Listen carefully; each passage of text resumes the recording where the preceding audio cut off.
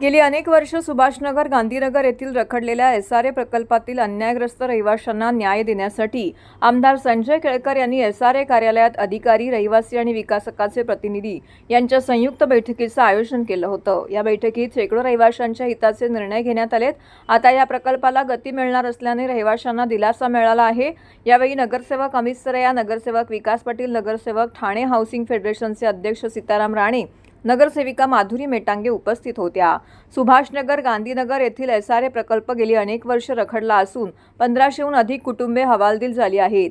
विकासकाने रहिवाशांची घरं रिकामी केली, परंतु 8-8 वर्षे अनेकांना भाडंच दिलेलं नाही। शिवाय पात्र अपात्र यादीतील घोटाळा असल्याचा आरोप होत आहे।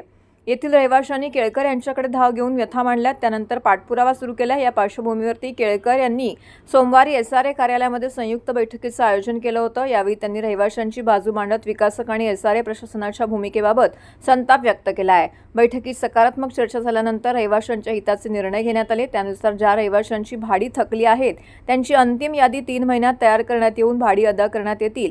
एका आठवड्यात पहिल्या इमारतीचे काम सुरू करण्यात येईल आणि एका महिन्यानंतर उर्वरित 3 इमारतींचे काम अखंडपणे सुरू होईल। यावर विकासक अपयशी ठरल्यास त्यांच्यावर कठोर कारवाई करण्याचा निर्णय घेण्यात आला आहे।